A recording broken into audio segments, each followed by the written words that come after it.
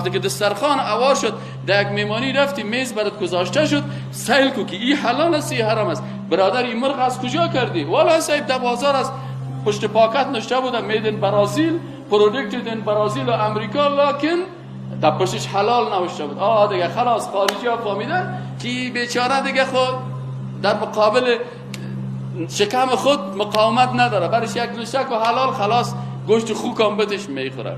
پس اونا وقتی که نتونستن در مقابل شکم خود سر دسترخوان که برش مانده شد، میگه کدام قاضی صاحب بود شراب میخورد اول برش همت میداد، باز پسان که چند وقت بعد مزه دادش مبتلا شد، باز گفت خلاص بیار پرتو نامش نگی که چی است.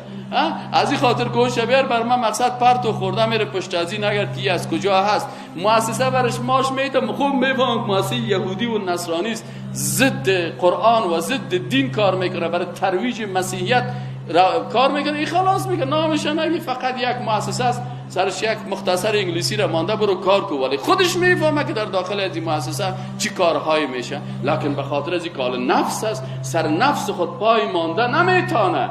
پسر نوح با بدان بنشست، خاندان نبوتش گم شد. سگ اصحاب کهف روز چند پای نیکان گرفت و مردم شد. سگ وقتی که در راه حق در حرکت شد، نامش الله در قرآن آورد و برش عزت داد.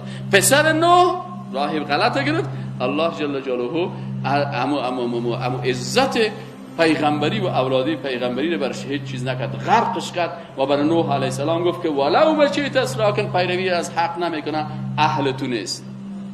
به این صورت برادرای محترم قصه یهود بر ما میگن که مغضوب علیهم، کسانی که بالایشان غضب الله نازل شد، یک مشکلشان این بود که اینا پیروی از شهوت نفس کردن، نمیتونستن که در وقتی که دسترخوان هوار شوه ایمان خود تقاضا ازی نمیکنه که